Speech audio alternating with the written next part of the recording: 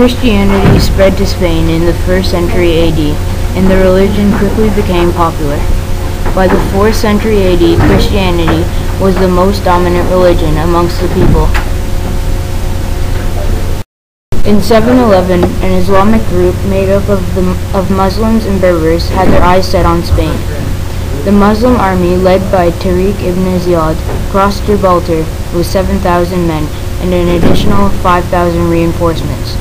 The Muslims easily and fairly peacefully took control of most of the Iberian Peninsula. They named the city of Cordoba as the capital of Islamic Spain, and in about 200 years, Spain was mostly ruled by Muslim Moors.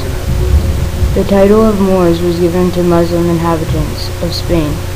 Although Spain was ruled by mostly Muslims, the Muslims allowed the three Jewish, Christian, and Muslim cultures to coexist and flourish. Unlike Christianity, the Muslims did not push for others to convert to Islam. Overall, Spain was a wonderful area for all religions to be able to live together without being discriminated or physically harmed.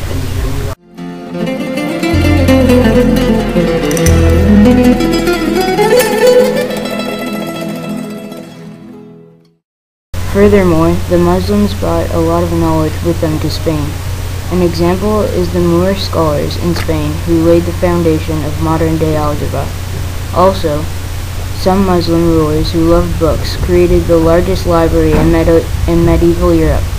As well, skilled Moorish architects designed and constructed beautiful buildings and mosques full of Arabic script and intelligent geometric designs. Some well-known Moor constructions are the Alhambra of Granada and the Alcazar of Seville. However, the Moors never fully controlled Spain, and there were a number of small Christian states that wanted a Christian Spain. For the next 700 years, the Christian leaders began what they called the reconquest of Spain. Their objective was to reconquer the territory that they lost to the Muslims in 711.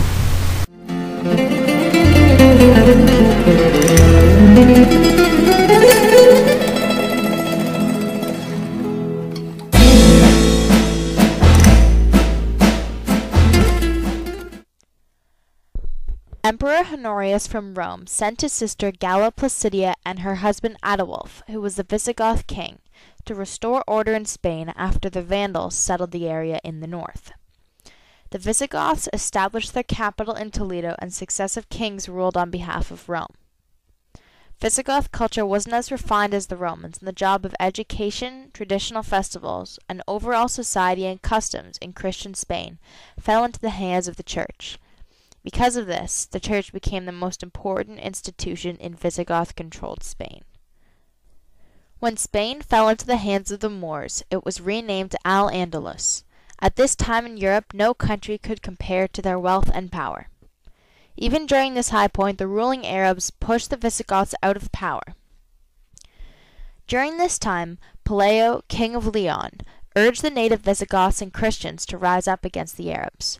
He founded Castile in the 10th century and settled it with warriors and peasants passionate about protecting their way of life from the Moors. The city-state of Castile formally joined with Leon, its parent state, in 1230 through the efforts of Ferdinand III after much tension. Pocket states began appearing along the northern border of Al-Andalus, the Pyrenees Mountains. Among these Christian areas were Catalonia, Aragon, and, as mentioned before, Castile-Leon. To this day, the country of Andorra, along the border of Spain and France, is the only remaining of these numerous city-states. The state of Valencia allied with Aragon and Catalonia, creating one of the most powerful empires in the Mediterranean. Their ships and naval power reached far into foreign territory where they claimed land, and their power and influence was felt by the slowly weakening Arabs. During this time of flourishing states, the Muslims were pushed out of Spain. As Christian power grew, noblemen thought business transactions were below their class, so to speak, and though trade was strong in Spain, the economy stagnated. Many Muslims had assimilated into Christian regions, and the different religions in the cities, as opposed to meshing before, created social, religious, and economic barriers. During this time, assassinations and usurpations of leaders were not uncommon. Though, for the most part, these powerful cities were on good terms, but territorial discrepancies and squabbling occurred frequently, not unlike the squabbling between Athens and Sparta in ancient Greece. The first time the two most powerful city-states were joined was not until the late 1400s, when Ferdinand V of Aragon married Isabella I of Castile. Though they were cousins, this famous marriage began the growth of the country of Spain, the alliance of many independent city-states, and eventually the funding of Christopher Columbus's journey to the New World.